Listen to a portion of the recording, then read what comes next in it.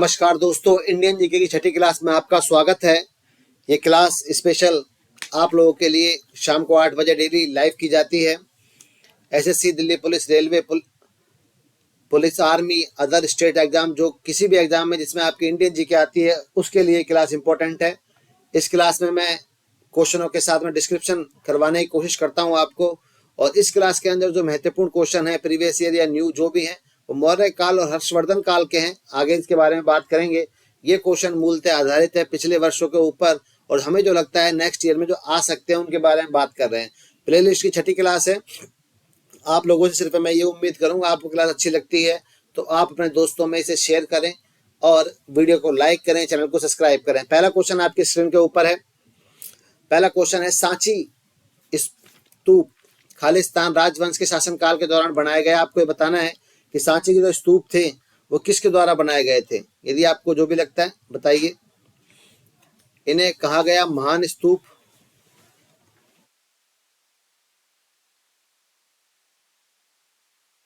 महान स्तूप बोला गया था इनको। और ये जगह पड़ती है भोपाल, भोपाल एमपी के अंदर, याद रहेगी बात। और निर्माण करवाया गया था अशोक के द्वारा, निर्माण करवाया था अशोक के द्वारा। और अशोक आपको पता होना चाहिए किस वंश का था, मौर्य वंश का। बिल्कुल सही जवाब है आपका ऑप्शन नंबर डी। देखिए यहाँ पर एक सांची का जो स्तूप है इसके अंदर गोल आकृति में जो ये है इसे कहा गया, उपनाम बात करूं, नाम की बात करें तो wheel of law, wheel of law, जिसका मतलब होता है धर्म चक्र। याद रहेंगी बात। 1989 के अंदर बात करते हैं। 1989 1989 के अंदर इसे यूनेस्को में शामिल किया गया। यूनेस्को हेरिटेज में शामिल कर दिया गया था। तो देखिए समझने वाली जो बात यह है वो सांची के जो महान स्तूप हैं इनका निर्माण सबसे ज्यादा जो करवाया गया, स्तूपों का निर्माण करवाया गया सम्राट अशोक के द्वारा। अशोक मौर्य काल का था और नंद गुप्त और शिशुनाग नहीं थे। थोड़ा सा और डिस्क्रिप्शन में हल्की सी बात आपके लिए जो इम्पोर्टेंट है वो ये है,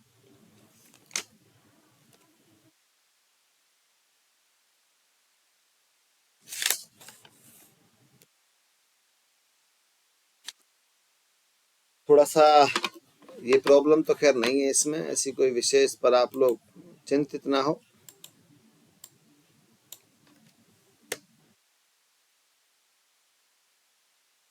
आपको इन वंशों के संस्थापक यदि याद है, संस्थापक यदि याद है तो आप अपना आंसर बता सकते हैं। नेक्स्ट क्वेश्चन के आगे बारे में हम थोड़ा सा बात करेंगे। और अभी निम्नलिखित में से कौन सा विकल्प मौर्य साम्राज्य के शासकों के सही क्रम को दर्शाता है। मौर्य काल के बारे में बात की जा रही है। मौर्य काल, मौर्य काल की अपन बात करें यहाँ पर बेसिक समझना चाहिए। मौर्य काल का जो टाइम है वो अलग अलग किताबें अलग अलग बोलती हैं। कुछ कहती हैं 322 ईसा पूर्व ना बच्चों, 322 ईसा पूर्व से 184 ईसा पूर्व, यहां तक शासन काल था। जो संस्थापक की बात करें, संस्थापक,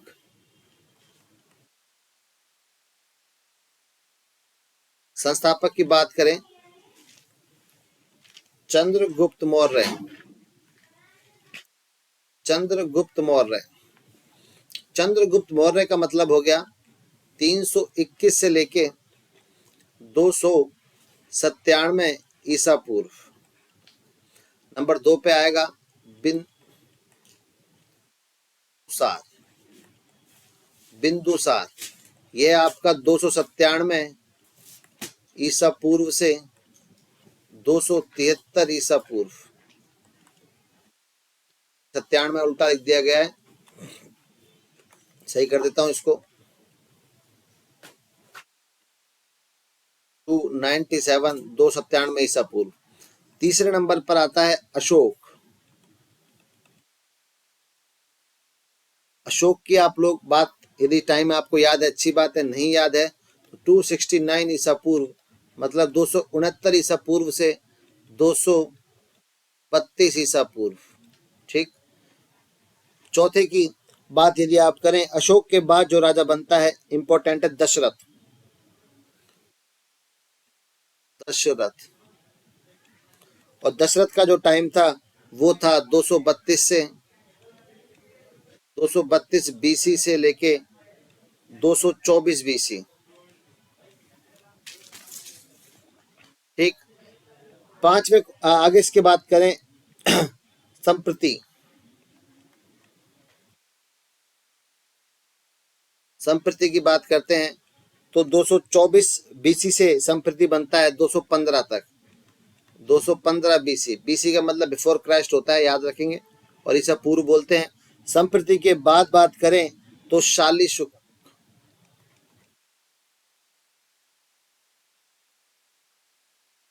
शाली शुक्र राजा बनता है और जिसका टाइम होता है, मार्कर थोड़ा सा अलग करने से फायदा ये होगा कि आपको पता रहेगा 215 बीसी से शाली शुक्र होता है 202 बीसी तक।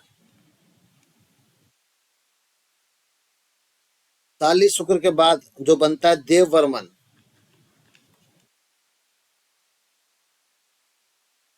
देववर्मन 202 से लेके 202 से 195। देववर्मन के बाद जो अगला बनता है, फिर थोड़ा लंबा हो जाएगा काफी, अगला लास्ट राजा याद रखेंगे वृद्धरथ। वैसे खत्म हो ही गया था। वृद्धरथ की बात करें 187 से लेके 184। चलो इतना याद कर लेते हैं, पहले काफी बातें हो गई। मौर्य काल की अपन बात करें हल्का सा। मौर्य काल जिसका स्टार्ट किया गया था चंद्रगुप्त मौर्य के द्वारा और जिसका शासनकाल बताया गया 322 ईसा पूर्व से लेके बताया जाता है। कुछ किताबें कहती हैं 321 भी कहती हैं, कुछ 323 भी कहती हैं, पर एक एवरेज आप लेके चले 322 से लेके 297 ईसा पूर्व। उसके बाद है बिंदुसार 297 से लेके 273 ईसा पूर्व। अशोक की बात करें 269 से लेके 232 ईसा पूर्व। दशरथ की बात करें 232 से 224। संप्रति की बात करें 224 से 215। शालिशुक की बात करें 215 से 220। देववर्मन की बात करें 202 से लेके 195। वृद्धरथ की बात करें 187 से लेके 184 ईसा पूर्व तक की बात की जाती है। इन सब के द्वारा ये हैं मौर्य वंश के शासन जो राजा थे उनका। और अब आप मुझे बताइए इसमें जवाब क्या लगता है आपको, सही जवाब क्या है? अब कोई बच्चा जवाब दे सकता है, क्योंकि आपको स्टार्टिंग में जो राजा चाहिए वो चाहिए चंद्रगुप्त, उसके बाद बिंदुसार, अशोक और वृद्धरथ। ये ही चारों इंपॉर्टेंट है, पेपर में सबसे ज्यादा यही चारों आते हैं, आपको चार याद होने चाहिए। पहला ये है, दूसरा, तीसरा और उसके बाद लास्ट, ये आपको याद रखना है। ठीक है। वृद्धरथ की हत्या उसी के सेनापति शुंग ने, पुष्यमिति शुंग ने कर दी थी और शुंग वंश की स्थापना की थी। नेक्स्ट क्वेश्चन लेते हैं। कंधार की द्विभाषीय शैल शिलालेख किन दो भाषाओं में लिखी गई है, आपको बताना है। आपके सामने चार ऑप्शन है, जो भी आपको लगता है इन चारों में वो आप बताएंगे जल्दी से। अरबी ग्रीक के अंदर है, फारसी आईमेक के अंदर है, ग्रीक आईमेक के अंदर है, या फिर ग्रीक प्राकृत के अंदर है। शिलालेख की बात करें तो इसे बोला गया पत्थर में उकेरना। पत्थर पर लेख लिखना, लेख लिखना। याद रहेंगी बातें? याद हो गया। अब इसकी जो बात होती है वो बिल्कुल सही जवाब होगा आपका ऑप्शन नंबर सी, ग्रीक और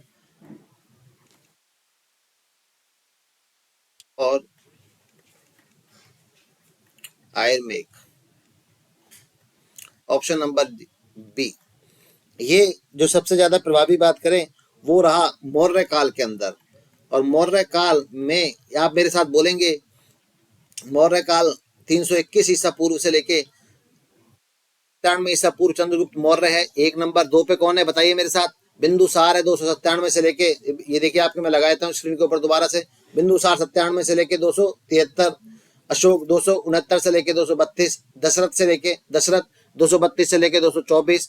संप्रति 224 से लेके 215। शालिशुक 215 से लेके 202, देववर्मन 202 से लेके 195, वृद्धरथ 187 से लेके 184, इस वंश का अंतिम शासक। इस तरीके से आपको 2-4 बार बोलना है, याद हो जाएगा। अगला क्वेश्चन है, साम्राज्य पहला खालिस्तान साम्राज्य पहला अखिल भारतीय साम्राज्य था जिसने शासन क्षेत्र में अधिकांश वर्तमान भारतीय उपमहाद्वीप आते थे। चौल, कुषाण, मौर्य, गुप्ता। जल्दी बताइए, इनमें 4 ऑप्शन है आपके सामने, कौन सा है? ये 4 जो ऑप्शन है आपके सामने कौन से हैं जिसमें वर्तमान अभी भारत की नई संसद बनी है उसमें भी शामिल किया गया है इस मैप को? और बिल्कुल सही जवाब होगा, वर्तमान जो भारत है ये लगभग मौर्य साम्राज्य से मिलता है। मैंने एक क्वेश्चन ज्यादातर मौर्य काल के ही डाले हैं जिससे आपका एक चैप्टर तैयार हो सके, एक बेसिक तैयार हो सके। यदि आपको ये पैटर्न पसंद आए, एक चैप्टर से क्वेश्चन आ रहे हैं, तो आप मुझे कमेंट कर सकते हैं, तो कल से इसी तरीके से क्वेश्चन डाले जाएंगे। चंद्रगुप्त मौर्य, चंद्रगुप्त मौर्य, इनका ही थोड़ा सा याद रखेंगे। इनके गुरु थे जो पेपर में आते हैं, बहुत ज्यादा इंपॉर्टेंट है। चंद्रगुप्त मौर्य के गुरु का नाम था चाणक्य, और चाणक्य को ही कहा गया विष्णुगुप्त, और विष्णुगुप्त का ही तीसरा नाम है कौटिल्य। याद रहेगी। इनके द्वारा एक किताब लिखी गई, एक बुक थी जिसका नाम था अर्थशास्त्र।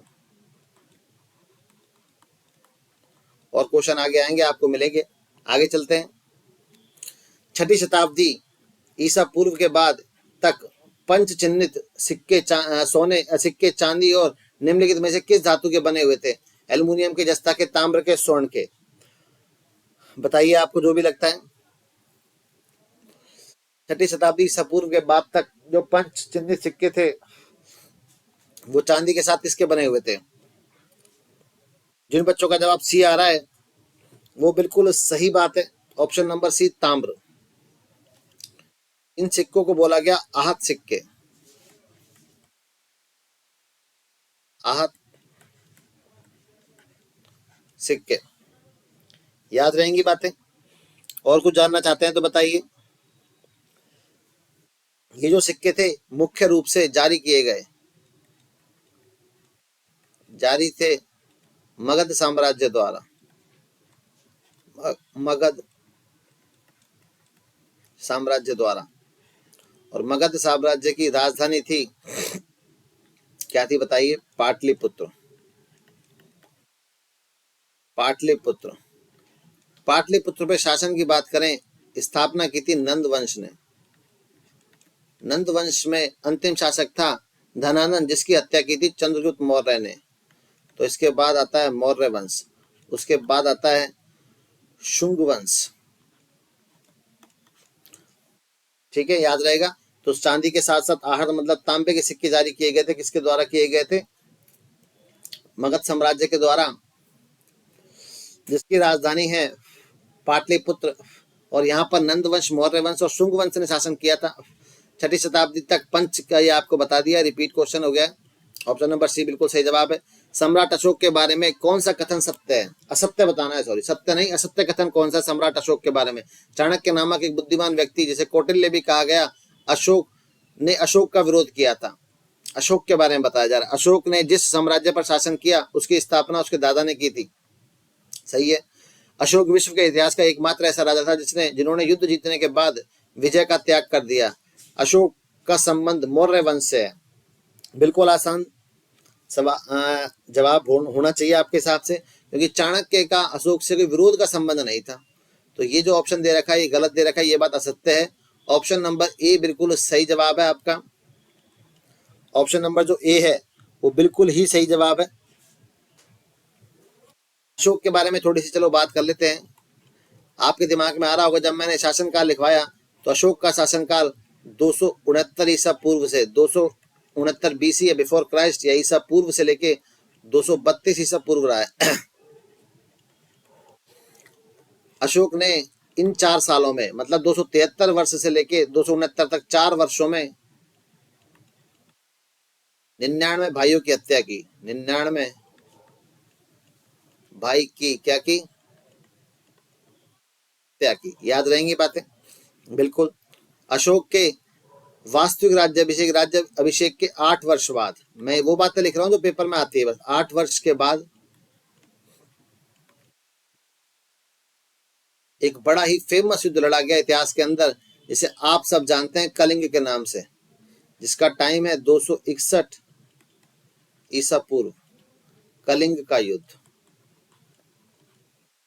कलिंग का युद्ध, ये याद रखेंगे। इस युद्ध के बारे में आगे बात करेंगे, ठीक है। अशोक का जो टाइम है वो है 269 ईसा पूर्व से लेकर 232 ईसा पूर्व। 4 वर्ष में इसने अपने 99 भाइयों की हत्या की। इसने इसके टोटल जो कुल भाई थे वो कितने थे? 101। कुल भाई बराबर 100 भाई थे और खुद था एक, तो कितने हो गए थे? 101। इसने खुद को छोड़ा। और हत्या के बारे में बात करें, सुसिम को छोड़ा, सबसे छोटा, सॉरी सुसिम नहीं, तिस। सबसे छोटा भाई कौन सा था? सबसे छोटा भाई, सबसे छोटा भाई तिस को छोड़ दिया था।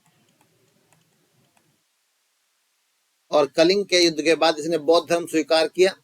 उसके बाद इसका हृदय परिवर्तन हो जाता है, ध्यान रखने वाली बात है। तो सम्राट अशोक का विरोध नहीं किया था चाणक्य ने। अशोक की बात करें तो 269 ईसा पूर्व से लेकर 232 ईसा पूर्व तक इसने शासन किया। 4 वर्षों में 99 भाइयों की हत्या की। और 8 वर्ष के बाद, मतलब 269 के 8 वर्ष के बाद 261 ईसा पूर्व के अंदर कलिंग का युद्ध लड़ा गया। ये याद रखने की बात है। सुसीम को छोड़ दिया था और सबों को मार दिया। भारत के प्राचीन इतिहास के संदर्भ में अशोक स्तंभ का संबंध निम्नलिखित में से किस स्थान से है? अशोक स्तंभ का संबंध किस स्थान से है, बताएंगे आप लोग? अशोक स्तंभ का संबंध किस स्थान से है? मैंने आपको बताया था सांची का स्तूप है, याद रखेंगे आप। सांची के स्तूप से अशोक स्तंभ का संबंध है, बिल्कुल। ऑप्शन नंबर ए तो यहाँ सही जवाब हो गया। अशोक के बारे में बात करें, 261 ईसा पूर्व में इसने, उसके बाद इसने बौद्ध धर्म स्वीकार किया। बौद्ध धर्म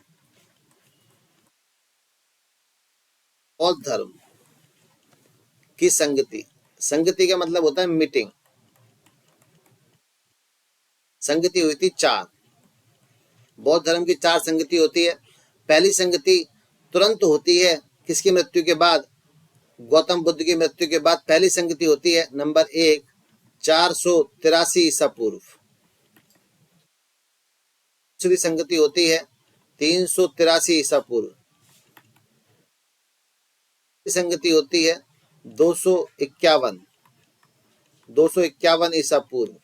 और चौथी संगति थी प्रथम शताब्दी।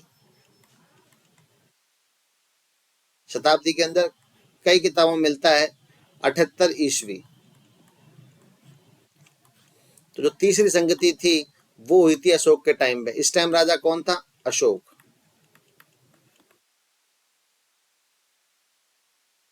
इस टाइम कौन था? इस टाइम जो राजा था उसका नाम था अजात शत्रु। क्या नाम था? राजा था अजात शत्रु, हर्यक वंश का राजा अजात शत्रु। दूसरे नंबर पे राजा था कालाशोक। अब आपके दिमाग में आ रहा होगा कि याद क्या करना है, कैसे याद करना है। तो देखिए, ये सिर्फ मैंने आपको सांची का स्तूप तो बता ही दिया। बौद्ध धर्म की 4 संगतियां होती हैं। 4 संगतियों का जो टाइम था वो था 483 ईसा पूर्व, 383 ईसा पूर्व, 251 ईसा पूर्व और पहली शताब्दी, जिसका मतलब है 78 ईस्वी। पहले टाइम पे राजा था अजात शत्रु, फिर था कालाशोक, फिर है अशोक, और फिर है आपका लास्ट में आता है कनिष्क। इन सब के बारे में धीरे धीरे बातें मैं आपको काफी बताता जाऊंगा। कुछ बच्चे कंफ्यूज हो रहे होंगे कि मैं अलग अलग जगह ईसा पूर्व और ईस्वी क्यों लिख रहा हूँ, तो इसके बारे में प्रकाश डालेंगे आपको। चलो यहाँ समझा देता हूँ। यहाँ पर ये मान के चलिए आप, ईसा मसीह, ईसाई धर्म के संस्थापक या भगवान ईसा मसीह, जिन्हें भगवान का पुत्र कहा गया, ईसा मसीह का जन्म जब हुआ तब इसे माना गया 00 माना गया। तो इनके जन्म से पहले जो भी घटनाएं घटित हुई वो सारी की सारी कहलाई ईसा पूर्व। ईसा के जन्म से पहले ईसा पूर्व कहलाई, और इनके जन्म के बाद जो भी घटनाएं कहलाई वो कहलाई सारी की सारी ईस्वी कहलाई। याद रहेगा, कहने का मतलब इनके जन्म के 500 वर्ष के बाद कोई घटना होती है तो वो कहलाती है 500 ईस्वी, 500 वर्ष बाद हुई। और मान के चलो मैंने लिखा 251 ईसा पूर्व, तो इसका मतलब ये हुआ कि ईसा मसीह के जन्म से पहले 251 वर्ष पहले घटना है। ठीक है, समझ में आ गया होगा। चाणक्य के शासन काल में प्रधान आमत्य कौन था? प्रधान चाणक्य खालिस्तान के शासन काल में प्रधान आमत्य मतलब किसके टाइम में चाणक्य प्रधानमंत्री था? किस राजा का? तो इसका बिल्कुल सही जवाब होगा Chandragupta Maurya. Option number A बिल्कुल सही जवाब है आपका। यदि आपको जवाब समझ में आ गया हो तो अपने कमेंट्स लिख के भेज सकते हैं आप लोग, जो भी आपको लगता है आपका सही जवाब है। ठीक है, और कोई डाउट है तो आप पूछ सकते हैं। नहीं है डाउट, चलते हैं आगे।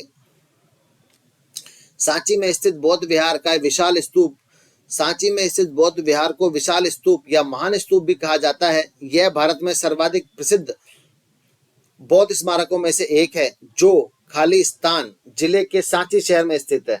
आप बिल्कुल सिंपल सा क्वेश्चन है, ये मैं आपको पहले ही थोड़ा थोड़ा बता चुका हूं, थोड़ा थोड़ा पहले ही बताया जा चुका है आपको। और जो ये क्वेश्चन बताइए आपका सही जवाब क्या लग रहा है आपको। सांची में जो स्तूप है, ये महान स्तूप कहाँ पर स्थित है आपको बताना, जल्दी से बताइए। जबलपुर में है, रायसेना, पूर्णिया, ये पटना के अंदर है, कहाँ पर है, जो भी है। आपके पास सिर्फ और सिर्फ ज्यादा समय नहीं है, और जब समय ज्यादा नहीं होता है तो आपका जवाब थोड़ा तेज आना चाहिए। मैं उम्मीद करता हूँ। सांची एक परिसर है, बिल्कुल सही है। महान स्तूप प्रसिद्ध है। मध्य प्रदेश एक जगह सुना होगा आप लोगों ने, मध्य प्रदेश के अंदर एक जगह है रायसेन। ऑप्शन नंबर जो बी दे रखा है ये दे रखा है मध्य प्रदेश। मध्य प्रदेश में रायसेन क्या है, ये रायसेन जिला है। क्या है, जिला रायसेन है। ठीक है, याद रहेगा, रायसेन बिल्कुल सही जवाब है। Option number B, Madhya Pradesh के अंदर की बात की जा रही है। ठीक है, पटना के बारे में क्या जानना चाहेंगे आप लोग, पटना के बारे में बताते हैं। पटना का जो पुराना नाम है वो है पाटलिपुत्र। पाटलिपुत्र। पटना को जिस रूप में आप देखते हैं वर्तमान में बसाया गया था, ये बसाया था शेरशाह सूरी ने। शेरशाह सूरी ने बसाया था। ठीक है, इतना याद रखें, आगे देखते हैं, बहुत सारे क्वेश्चन है। किस महान यात्री ने the great tank dynasty record on the western क्षेत्र नामक पुस्तक लिखी थी। फायान ने, हिनसांग ने, निकोलो कॉन्टी ने या अल-बरूनी ने। यदि आप चैप्टर को अंदाजा सही तरीके से पढ़ रहे हैं तो आपका जवाब बिल्कुल सही आना चाहिए, क्योंकि हिनसांग इस क्वेश्चन का सही जवाब हो सकता है। बिल्कुल, हिनसांग चीनी यात्री था। हिनसांग ये आया था हर्षवर्धन के टाइम में, हर्षवर्धन के समय भारत आया था।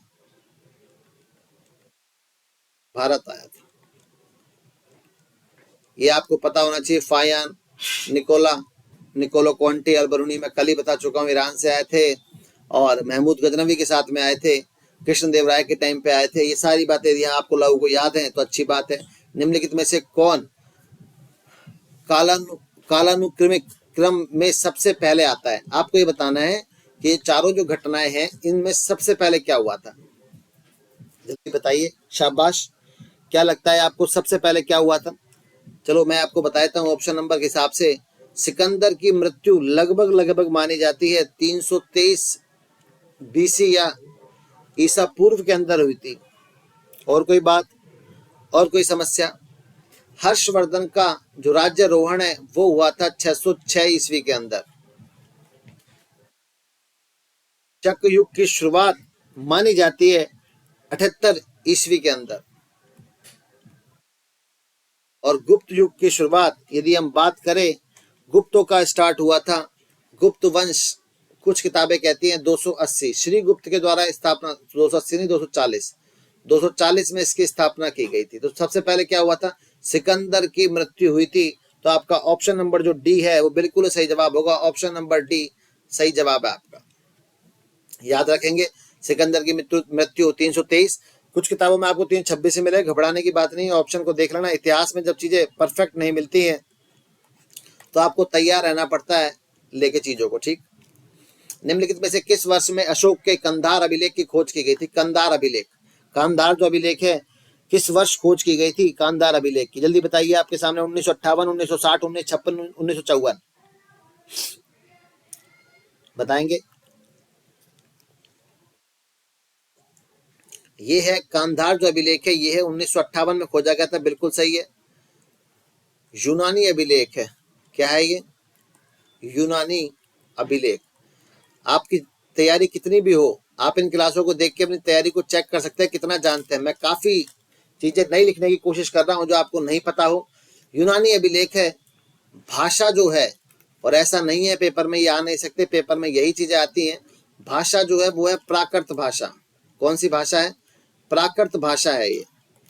और ये किसके संबंध रखती है, किस राजा से संबंध की बात करूं, ये किस राजा से संबंध रखती है, तो संबंध रखने का जो सवाल है वो आता है सम्राट अशोक के साथ में।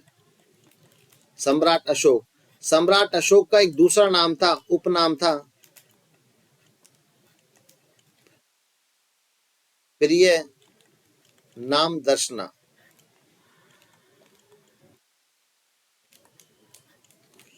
ठीक है, आगे चलते हैं। निम्नलिखित में से कौन सी पुस्तक मेगास्थनीज के द्वारा लिखी गई थी? मेगास्थनीज के द्वारा कौन सी पुस्तक लिखी गई आपको बताना है, जल्दी से बताएंगे आप लोग। ऑप्शन 4 लिखे हुए हैं आपके। सबसे पहले जो मेगास्थनीज ने किताब लिखी थी वो लिखी थी इंडिका, तो ये तो सही जवाब हो गया आपका इंडिका। यहाँ पे आप लिख सकते हैं मेगास्थनीज।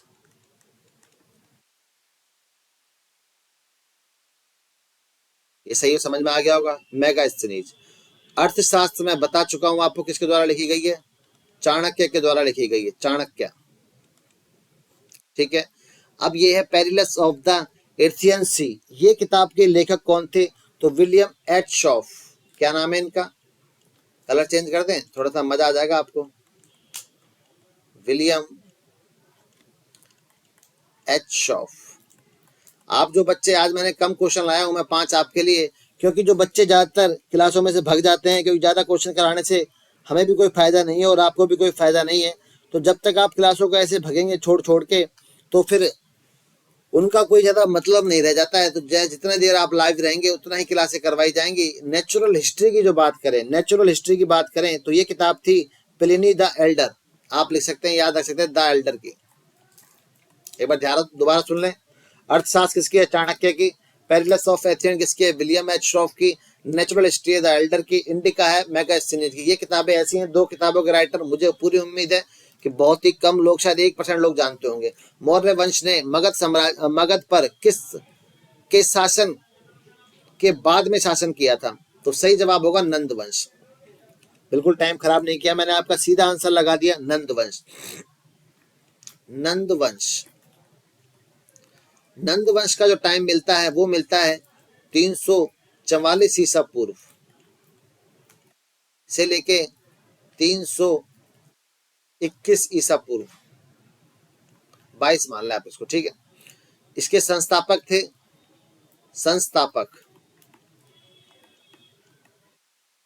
संस्थापक थे महापदम नंद।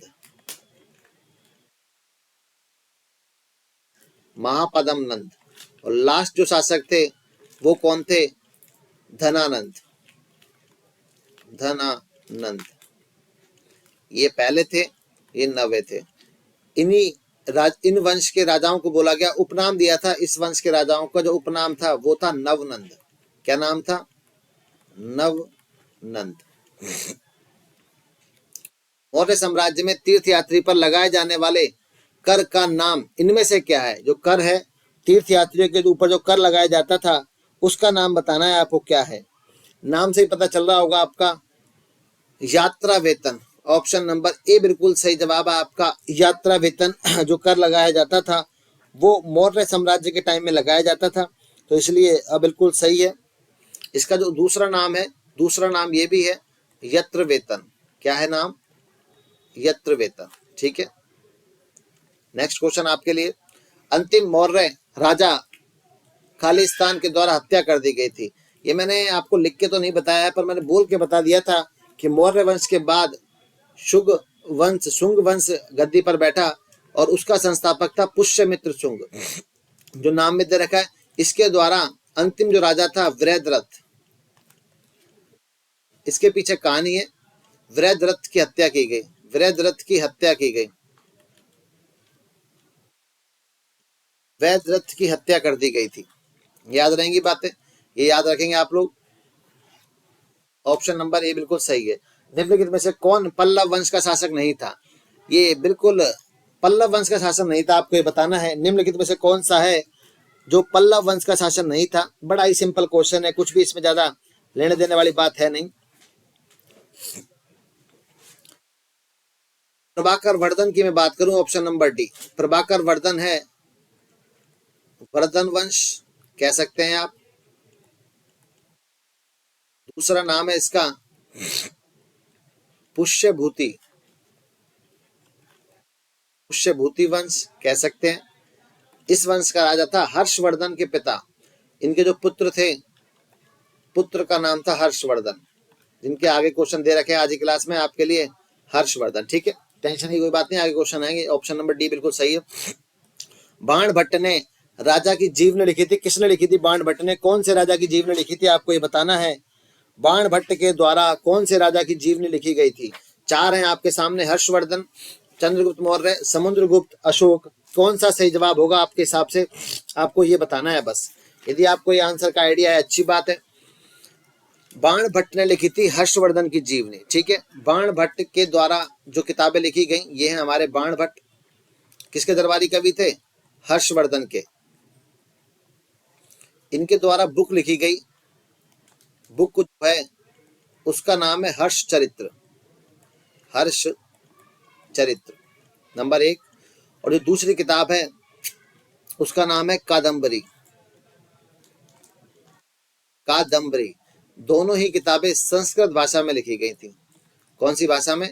संस्कृत भाषा के अंदर। आपको क्लासें अच्छी लग रही हैं, कंटेंट आपको सही लग रहा है, तो आप इन क्लासों को शेयर कर सकते हैं, अपने दोस्तों के पास भेज सकते हैं, जिससे इससे हमें भी फायदा होगा और आपके जो लोग पढ़ रहे हैं, दोस्त पढ़ रहे हैं, उनको भी थोड़ी सी हेल्प मिलेगी।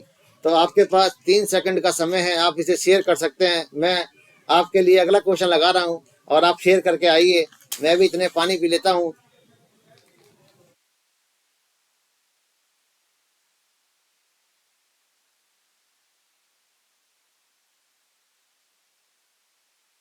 मुझे उम्मीद है आप लोग शेयर करके आए होंगे, और जिन्होंने लाइक वाइक नहीं किया वो लाइक कर दें। बाण भट्ट के द्वारा लिखित किताब कौन सी है? जिन्होंने पिछला क्वेश्चन ध्यान से देखा है वो बिल्कुल सही जवाब बता पा रहे होंगे, हर्ष चरित्र ये है। दिमाग में बहुत सारी बातें आ रही होंगी कि हर्ष चरित्र तो सही है, अष्टाध्यायी के लेखक कौन है? बताइए आप लोग, अष्टाध्यायी के लेखक कौन है? बड़ा ही सिंपल क्वेश्चन है।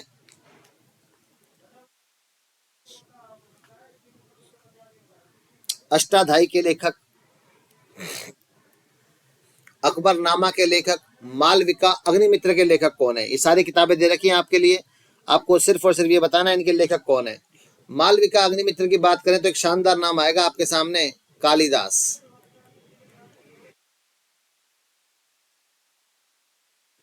अकबरनामा की बात करें तो किसने लिखा था? अबुल फजल ने, अबुल फजल।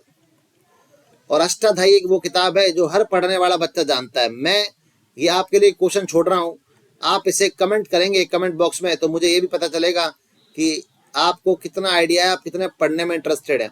यदि आपको नाम नहीं मिलता है, गूगल करके लिखेंगे, पहले पेज पे इसका नाम आ जाएगा। बहुत ही सिंपल बेसिक क्वेश्चन है, आपको बताना है अष्टाध्यायी के लेखक कौन थे। चलते हैं आगे। हर चरित्र लिखी गई थी बाण भट्ट के द्वारा, अकबरनामा लिखा गया अबुल फजल के द्वारा, मालविका अग्निमित्र लिखा गया कालिदास के द्वारा, अष्टाध्यायी किसके द्वारा लिखा गया था ये आपको बताना है। ठीक है, ये आपके लिए क्वेश्चन छोड़ दिया है मैंने जान पूछ के। बाण भट्ट निम्नलिखित में से किस भारतीय राजा का दरबारी कवि था? बाण भट्ट, बाण भट्ट निम्नलिखित में से किस राजा का दरबारी कवि था, बताइए। सही जवाब होगा हर्षवर्धन। देखिए वर्धन वंश की बात करते हैं, वर्धन वंश, वर्धन वंश का संस्थापक जो था, संस्थापक था कौन? पुष्य,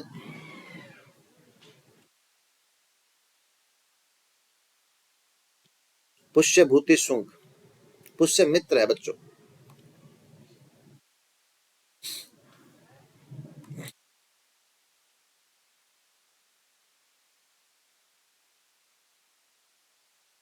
ठीक है, संस्थापक कौन है?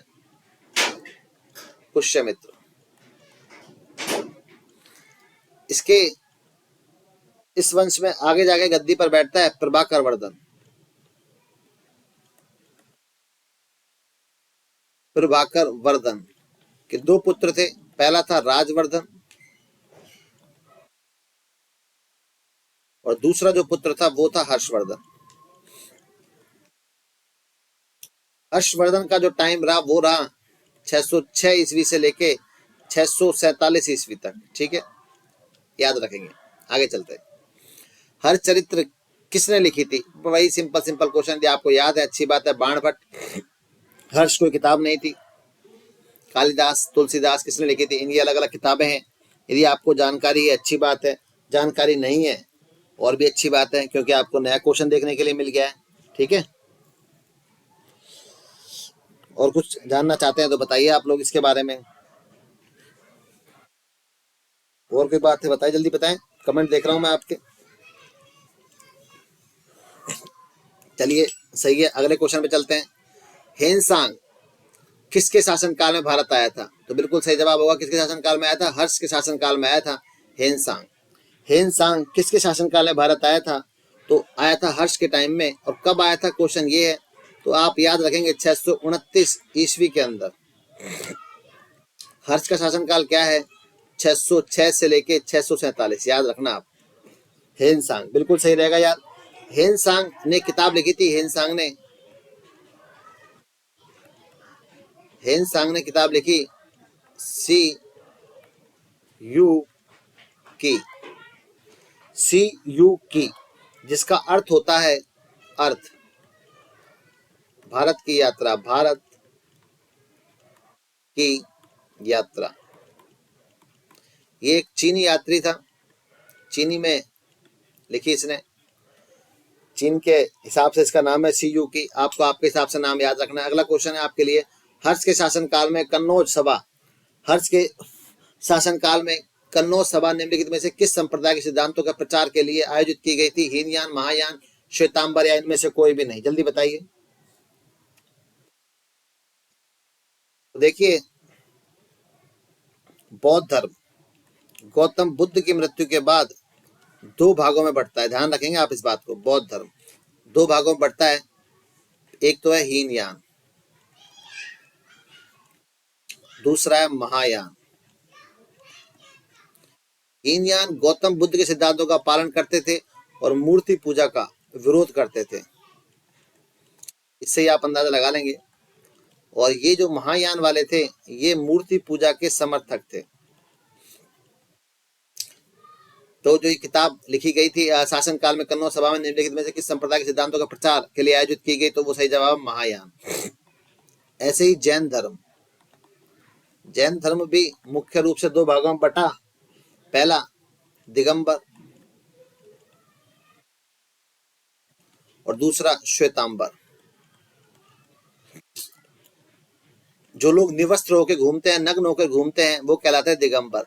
और सफेद कपड़ों में जो घूमते हैं, आपने देखा भी होगा, उन्हें कहा जाता है श्वेतांबर। सफेद कपड़े धारण करने वाले श्वेतांबर, ठीक है। एक क्वेश्चन और आपके लिए, बिंबसार निम्नलिखित में से किस राजवंश के संस्थापक थे? बताइए। बड़ा ही सिंपल क्वेश्चन है, ऑप्शन नंबर सी बिल्कुल सही जवाब है, हर्यक वंश। हर्यक वंश, इसे कहा गया पितृहंता वंश, पितृहंता वंश।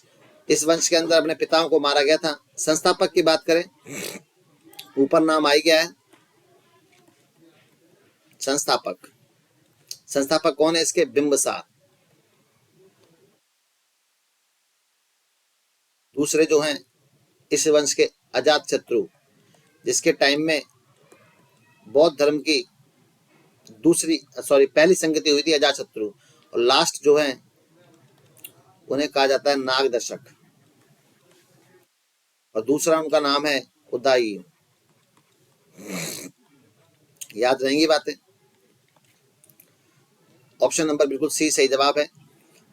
और इसी के साथ आज की क्लास के क्वेश्चन समाप्त होते हैं। मैं आपको सारे क्वेश्चन एक साथ रिपीट करवाता हूँ। देखिए, पहला क्वेश्चन जो आपका था वो ये था, सांची स्तूप, महान स्तूप किस राजवंश के शासनकाल के दौरान बनाया गया? तो सही जवाब है आपका मौर्य काल, बिल्कुल सही जवाब इस क्वेश्चन का। महान स्तूप भोपाल एमपी रायसेन नामक जगह पर स्थित है, अशोक के द्वारा बनाया गया। उपनाम है इसका व्हील ऑफ लॉ, मतलब धर्म चक्र। 1989 में यूनेस्को हेरिटेज साइट में से शामिल कर लिया गया, याद रखने वाली बात है।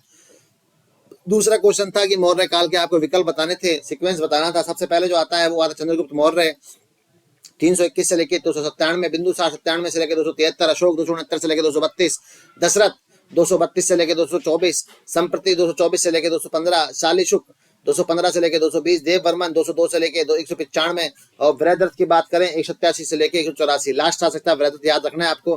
कंधार की द्विभाषी शिलालेखों को किन भाषाओं में लिखा गया है? तो सही जवाब है ग्रीक और आईमेक। पत्थर पर लिखने की कला को शिलालेख कहा गया और ये मौर्य काल की एक लेख था। निम्नलिखित में से कौन सा साम्राज्य या खालिस्तान साम्राज्य पहला अखिल भारतीय साम्राज्य था जिसे वर्तमान स्वरूप में जो भारत है, वर्तमान स्वरूप का भारत है, लगभग उससे मेल खाता था?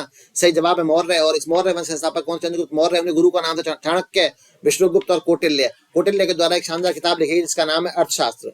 6वीं शताब्दी के अंदर चांदी के सिक्के को साथ में निम्नलिखित में से किसके सिक्के चलाए गए थे? सही जवाब होगा आपका ताम्र। जरूरी नहीं है मैं क्वेश्चन को ही पढ़कर बोलूं, मेरा मतलब सिर्फ ये है कि आपको जो कंटेंट दिया जाना चाहिए वो हमारी लैंग्वेज भी हो सकता है, वो आपको समझने के लिए आसान होना चाहिए। क्योंकि यदि किताबों में लिखा होता तो मुझसे बढ़िया किताबें, मेरे से बढ़िया राइटिंग में बहुत सारी किताबें लिखी गई हैं, ज्यादा कंटेंट। मेरी चॉइस या मेरा जो सिद्धांत है या मेरा लक्ष्य ये है कि आपको सही कंटेंट सिंपल भाषा के अंदर आपको समझाया जाए। चांदी के साथ में 8 सिक्के चलाए जाते थे जिन्हें ताम्र सिक्का कहा गया और मगध साम्राज्य के द्वारा चलाया गया। मगध साम्राज्य में नंद वंश, मौर्य वंश और शुंग वंश ने शासन किया था, ये बात आपको याद रखनी है। अगला जो क्वेश्चन था आपके लिए, 6वीं शताब्दी के बाद पंच चिन्हित सिक्कों की चांदी के साथ में ही ये बात थी, ताम्र सिक्के चलाए गए।